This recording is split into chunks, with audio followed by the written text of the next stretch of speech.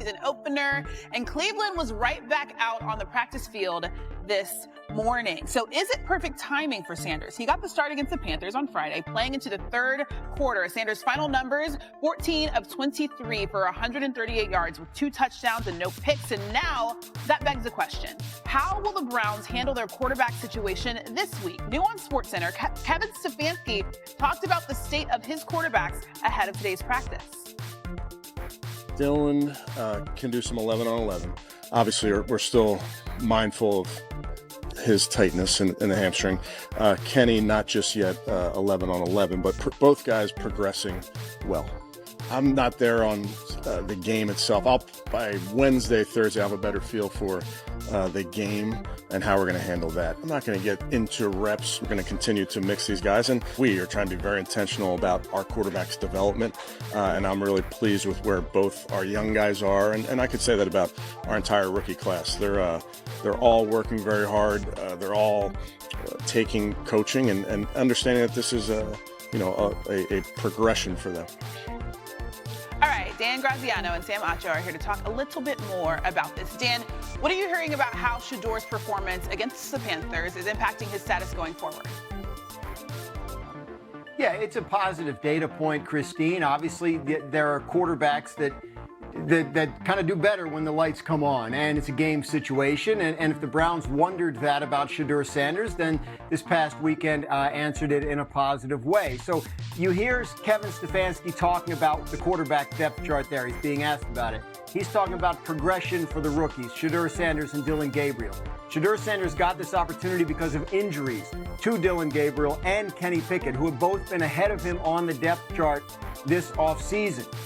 Today, they have practice. According to the reporters that are there, Joe Flacco got the reps with the starters, and Dillon Gabriel and Shedeur Sanders kind of rotated reps with the second and third team, while Kenny Pickett is still working his way back from his injury. So what's there is opportunity for Shedeur Sanders to move up, to convince the Browns that maybe he is worthy of a number 2 spot or a number 3 spot if Joe Flacco projects as the starter. But it's all part of what they're seeing in practice, what they're seeing and hearing from him in the meeting rooms, and yes, of course, what he did on that big stage the other day in the game situation. Yeah, we know Shedeur has definitely been waiting for that moment. Sam, what stood out to you about his preseason debut?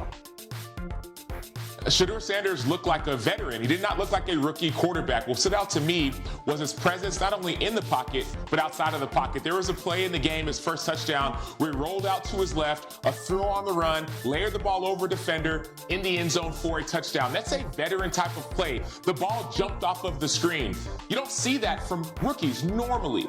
Now, there were a couple rookie mistakes, but that's not what stood out to me. What stood out to me was the fact that he used his legs, not just on that play, other plays of him escaping in the pocket. He wasn't known to be a scrambling type of quarterback, but he does have that in his arsenal. Acho, we just heard Dan break down kind of how the depth chart has been shaking out. Do you think that Shedeur can build off of this and climb up the depth chart before the season starts?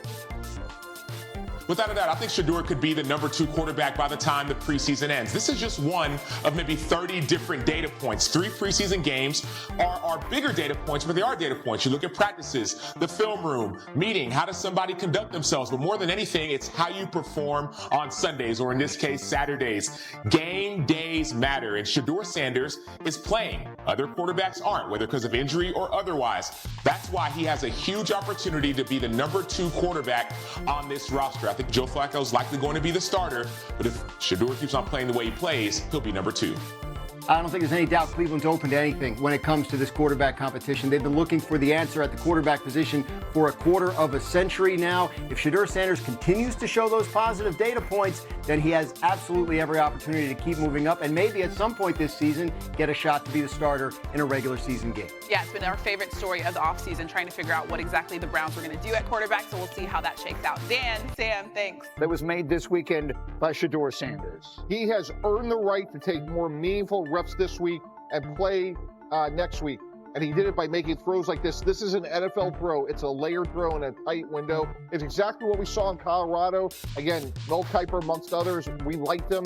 surprised they won the 5th round. And what's great about what I saw was all the pre-snap information he handled well. That means he was prepared, he's been studying, and that's the sign of a really good pro. And isn't that exactly the sort of thing that people said he was good at coming into, or coming out of college and coming into the NFL? That's the thing about this evaluation process that I find so frustrating. We've decided, the entire league has decided, we need to find the next Patrick Mahomes. So we're going to go find someone who makes the off-platform throw and can be running this way and throw it back across the other side. But that stuff matters, though, Greeny. To be great, if that's what you do well and you can't do the stuff that he does well, then you can't play quarterback in the NFL. We've seen too many guys who do that. Those things have to be like the side dish. That has to be the potatoes and the green beans. Sure. The steak has got to be all the stuff that this guy does well. Totally. And that's why, like, you were encouraged with what you saw in college and why late 1st round, early 2nd round pick, and then you watched it in the game, you go,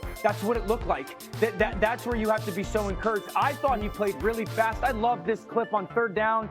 5-man protection. He's going to tell his receiver, you're good, meaning no blitz issues.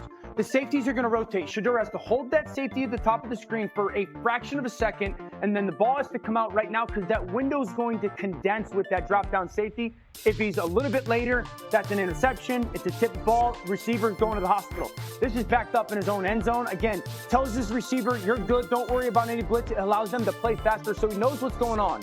Sees the safety rotation. He's got a little bit of shuffle in the pocket, and then that ball's coming out. The defender is underneath the receiver, corner-wise. Safety over the top. That's a dangerous throw. It's a courageous throw.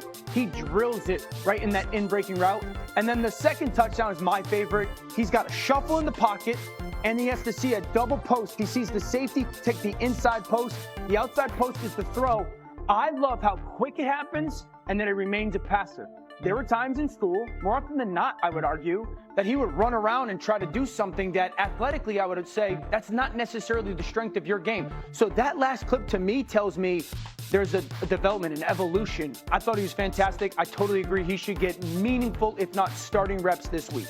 A few things. First of all, he passed the eye test. When you watched him on Friday night, you felt like you were watching an NFL quarterback. Now, today, they are out on the practice field right now. And the reason that Shedeur was out there on Friday night to begin with as long as he was is because Kenny Pickett and Dillon Gabriel have been battling hamstring injuries. Both players, Pickett and Dillon Gabriel, are on the practice field today. Kevin Stefanski moments ago said he has not decided yet how the reps will go this week in the second preseason game, and he even said that he may not be prepared to name a starting quarterback after the second week of the preseason. The more indecision that's there, the more that tells you that all options are on the table, but they clearly had to see something from Shedeur on Friday night that I think opened up everybody's eyes. There are a lot of people like Mel Kiper who said this was what we expected to see, but I think the way he played, as effective as he was, as strong as he looked,